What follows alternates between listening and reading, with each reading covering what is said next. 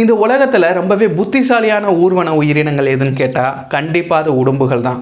இந்த உடும்புகளை பயன்படுத்தி பழைய காலத்தில் எல்லாத்துலேயுமே இதனோட இடுப்பில் கயிறை கட்டி அதை தூக்கி கோட்டை மதில் சுவர் மீது வீசி அதன் மீது மனிதர்கள் ஏறி இருக்காங்க அப்படின்னு சொல்லி பல கதைகள் இருக்குது. அதெல்லாம் உண்மையா, இது அறிவியல் பூர்வமாக இது என்ன அப்படின்றதையும், இந்த உடும்புகளோட வாழ்வியலை வித்தியாசமான ஒரு கோணத்தில் இருந்து பல சுவாரஸ்யமான தகவல்களோட இன்னைக்கு பார்த்துடலாம்.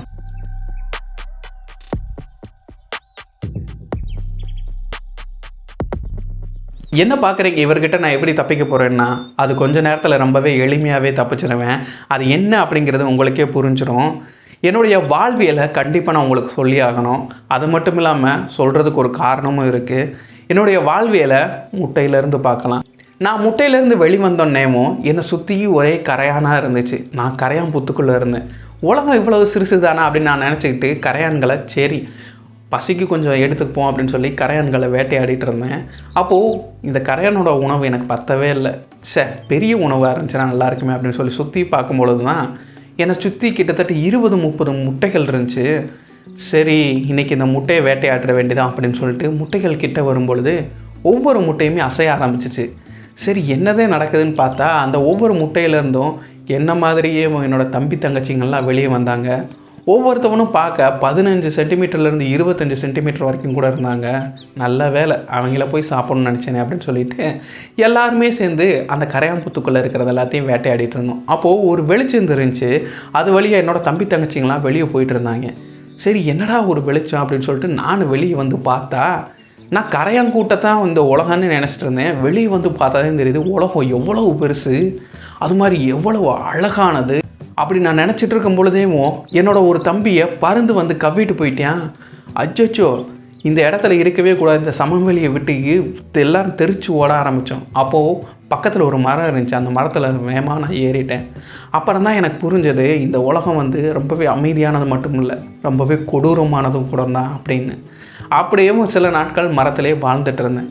என்னுடைய தம்பி தங்கச்சிங்கெல்லாம் ஒவ்வொரு இடத்துக்கு பிரிஞ்சு போயிட்டாங்க. மரத்தில் வாழ்ந்துக்கிட்டேவும் அங்கே இருக்கக்கூடிய சின்ன சின்ன பூச்சி, பூரா, பள்ளி அப்படின்னு சொல்லி இது எல்லாத்தையுமே, எறும்பு, இது எல்லாத்தையுமே நான் வேட்டையாடிட்டு இருந்தேன். அதே மாதிரி எங்கள் இனத்தையுமேவும் பறவைகள், கீரிப்பிள்ளை, பாம்பு, அப்புறம் காட்டு பூனைங்க, இவர்கள் எல்லாமே எங்கள் இனத்தை வேட்டையாடிட்டு இருந்தாங்க.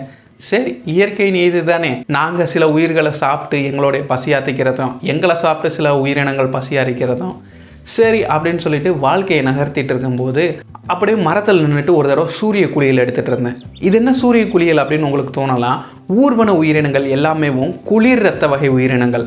அதாவது தங்களால் சொந்தமாக வெப்பத்தை உருவாக்கிக்கிறவோ அதை கட்டுப்படுத்தி வச்சுக்கிறவோ முடியாது. இப்போது பறவைகளோ இல்லாட்டி பாலூட்டிகளோ இல்லாட்டி பறவைகளோ எடுத்துக்கிட்டிங்கன்னா அவர்களால் சொந்தமாக வெப்பத்தை உருவாக்க முடியும். அதை கட்டுப்படுத்தக்கூடிய தகவமைப்புமே அவங்ககிட்ட இருக்குது.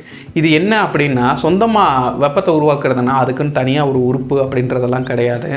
உணவு செரிமானத்தின் போது, அதாவது ஒவ்வொரு உயிரினமும் வேட்டையாடுறது, அந்த உணவை வச்சு ஒவ்வொரு செல்களுக்குமே ஊட்டச்சத்து அனுப்பும். அந்த செல்கள் வந்து ஆக்சிஜனை வாங்கி ரெண்டையுமே சேர்த்து சக்தியாக மாற்றும். அப்படி சக்தியாக மாற்றும் பொழுது கழிவாக வெப்பம் வெளியேறும். இந்த கழிவாக வெளியேற வெப்பத்தை வச்சு தான் தன்னுடைய உடல் வெப்பத்தை உருவாக்கிப்பாங்க. அது மட்டும் இல்லாமல் உடல் அசைவுகள் மூலமாகவும் வெப்பமானது உருவாகும். இந்த வெப்பத்தெல்லாமே கட்டுப்படுத்தக்கூடிய தன்மை எல்லா பாலூட்டிகள்கிட்டையும் இருக்கும், பறவைகள்கிட்டையும் இருக்கும். அதாவது இப்போது உதாரணத்துக்கு மனிதர்களை எடுத்துக்கிட்டோம் அப்படின்னா, அவர்களுக்கு வெப்பம் வந்து ரொம்பவே அதிகமாச்சு அப்படின்னா வியர்வை மூலமாக அந்த வெப்பத்தை கட்டுக்குள்ளே வச்சுப்பாங்க.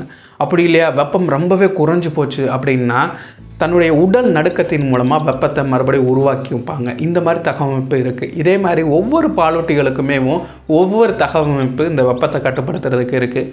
அதே மாதிரி தான் பறவைகளுக்கும் வெப்பத்தை கட்டுப்படுத்துறத அந்த தன்மை இருக்குது.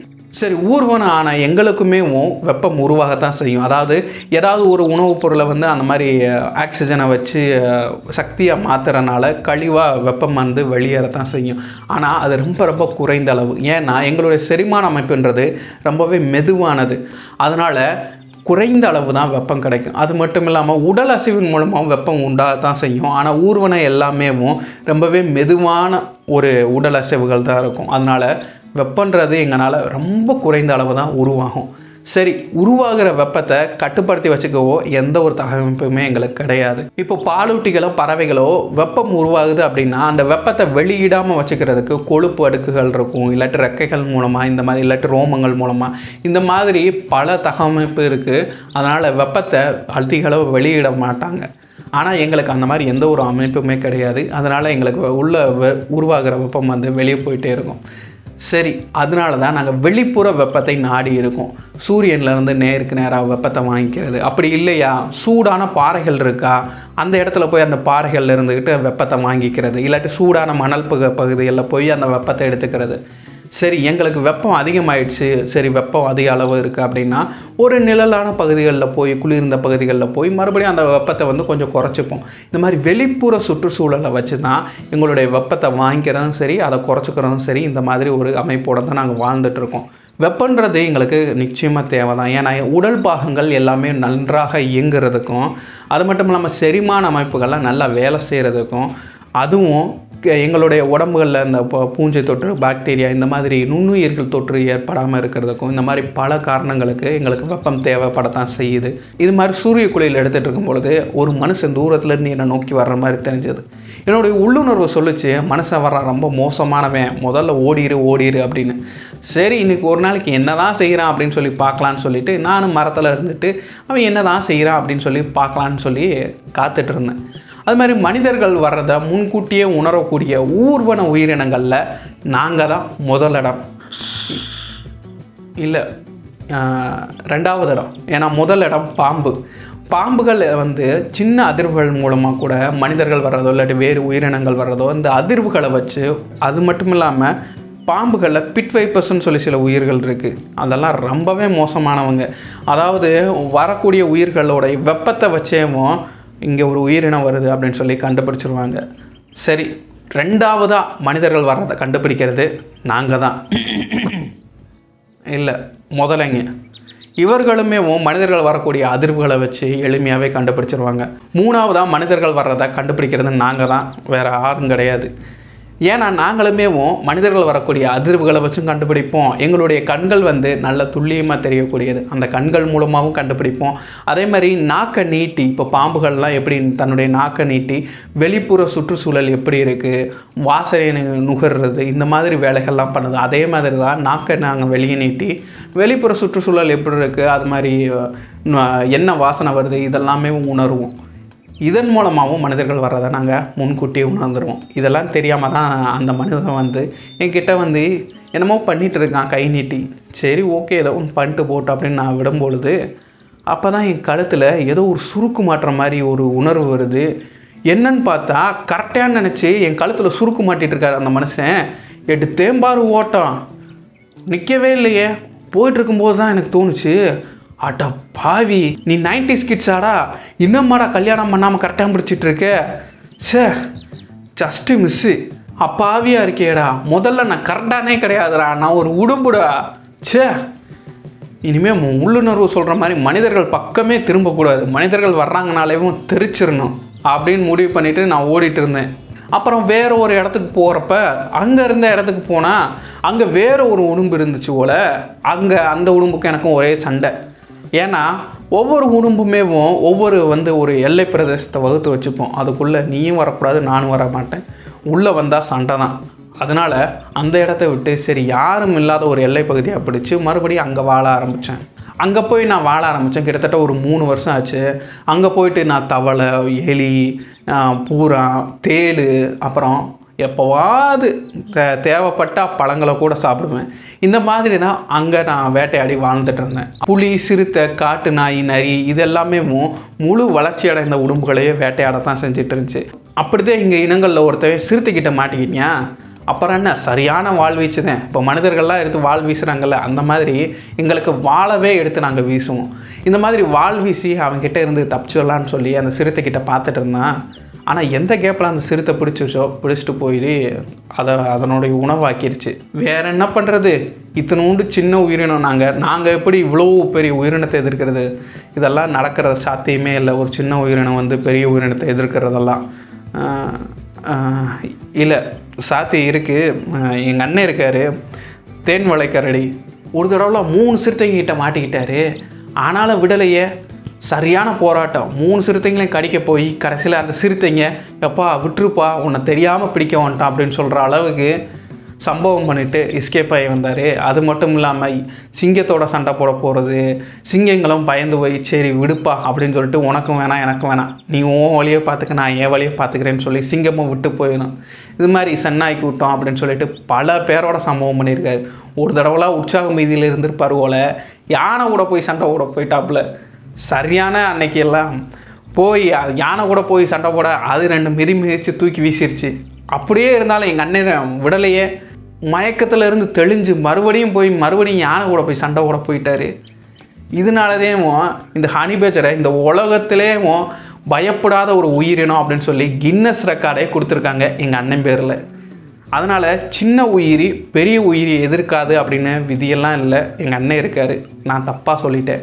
சரி 3 வருஷம் ஆச்சு, என்னுடைய பாலியல் முதிர்ச்சியும் வந்துடுச்சு. இந்த நேரங்களில் பெண் உடம்புகளோட உடம்புல இருந்து ஒரு வித வாசனை வெளியிடும். அந்த வாசனையை நுகர்ந்து நாங்கள் பெண் கூட இனப்பெருக்கம் செய்கிறதுக்கு போவோம். அங்கே போனால் அங்கே வேறு இன்னும் ஆண் உடம்புகள் வந்துடுச்சுன்னா அவங்களோட என்ன சண்டை தான், ஒரே அடிதடி மல்லுக்கட்டுதேன். அப்புறம் அதில் யார் ஜெயிச்சு தான் வீரமானவன் அப்படின்னு சொல்லி நிரூபிக்கிறாங்களோ அவங்க தான் அந்த பெண் உடம்போட இணைய முடியும். அப்படி இணைஞ்ச பின்னாடி இந்த பெண் உடம்பு வந்து முட்டை ஓடுறதுக்கு ஒரு நல்ல ஒரு பாதுகாப்பான இடம் தேடும். ஒரு புதருக்குள்ளேயோ அப்படி இல்லையா மணல் தோண்டி மண்ணுக்குள்ளேயோ அப்படியும் இல்லையா ஏதாவது கரையாம்புத்து இருந்துச்சுன்னா கரையாம்புத்துக்குள்ளே போய் முட்டை போட்டு வச்சிடும். இதெல்லாம் ஏன் இவ்வளோ பொத்தி பாதுகாக்குது அப்படின்னா, இந்த முட்டையிலேருந்து குட்டிகள்லாம் வெளிவரதுக்கு கிட்டத்தட்ட 6 மாதம் வரைக்கும் கூட ஆகும். இந்த 6 மாத காலத்தில் வந்து வேறு உயிரினங்கள் கண்ணில் பட்டுச்சுன்னா எல்லா முட்டையுமே சாப்பிட்டு போயிடும். அதனால் இந்த மாதிரி ரொம்பவே பாதுகாப்பான ஒரு இடம் தேடி கிட்டத்தட்ட 20லேருந்து 30 முட்டைகள் வரைக்கும் கூட வச்சுக்கிறோம். இப்படி தான் என்னையும் ஒரு பெண் உடம்பானது கரையாம்புத்துக்குள்ளே முட்டையிட்டு வச்சிருச்சு. அதுக்குள்ளே வெளியே வந்து இப்போ நான் உங்கள்கிட்ட கதை சொல்லிட்டு இருக்கேன். உங்கள்கிட்ட இன்னொரு சந்தேகம் இருக்கும்ல, அதாவது உடும்புகளினால் மனுஷங்க வந்து கோட்டை சுவர்கள் மீதெல்லாம் தூக்கி வீசி அதன் மூலமாக கயிறு கட்டி அதன் மீது ஏறிருக்காங்க அப்படின்னு சொல்லி அந்த சந்தேகம்லாம் இருக்குல்ல. ஆனால் அறிவியல் மூலமாக இதுக்கு ஏதாவது ஆதாரம் இருக்கான்னா எந்த ஒரு ஆதாரமே கிடையாது. அது மட்டும் இல்லாமல் வரலாற்றில் வாய் வழி வந்த கதைகள் மூலமாக தான் இந்த செய்திகள் வந்து பரப்பப்பட்டிருக்கு.